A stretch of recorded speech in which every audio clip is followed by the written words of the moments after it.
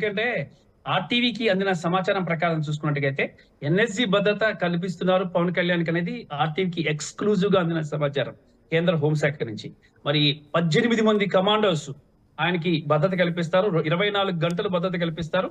అలాగే ఆయన భార్యకి పిల్లలకి మాత్రం కూడా ఎన్ఎస్జి కాకుండా సిఆర్పిఎఫ్ దళాలతో వాళ్ళకి సెక్యూరిటీ ఉంటుంది. పవన్ కళ్యాణ్ కి మాత్రం ఎన్ఎస్జి సెక్యూరిటీ అయితే ఉంటుంది. మరి అయితే దీన్ని జెడ్ ప్లస్ గానీ జెడ్ సెక్యూరిటీ కానీ కంపేర్ చేయడానికి లేదు. ఇది టాప్ మోస్ట్ సెక్యూరిటీ భద్రతా విభాగం ఇది ఎన్ఎస్జి అనేది.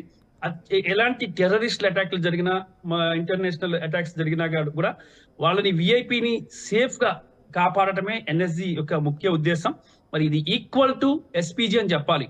స్పెషల్ ప్రొటెక్షన్ గ్రూప్ అని ఉంటుంది, అంటే ప్రైమ్ మినిస్టర్ కి భద్రత కల్పిస్తారు. ఆ గ్రూప్ కి ఈక్వల్ గా ఉంటుంది ఇది.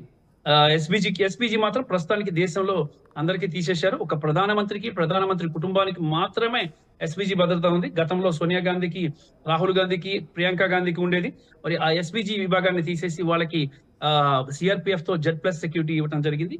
కానీ ఎన్ఎస్జి సెక్యూరిటీ అనేది దానికి ఈక్వల్ గా ఉంటుంది, ఎస్పీజీకి ఈక్వల్ గా. మరి దీనిలో కమాండర్స్ అందరూ కూడా ఢిల్లీలోని గురుగాంలో, మానేశ్వర్ లో ట్రైనింగ్ తీసుకొని వస్తూ ఉంటారు. ఇది మనకి స్టేట్ లో ఉన్న గ్రేహౌండ్స్ దళానికి 10 రెట్లు పవర్ఫుల్ గా ఉంటుంది ఇది.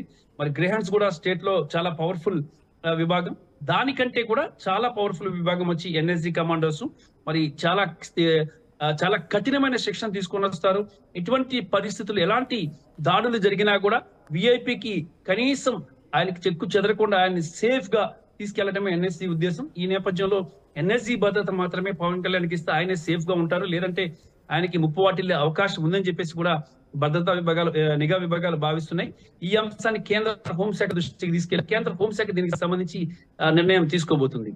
అంటే రామకృష్ణ, ఎప్పటి నుంచి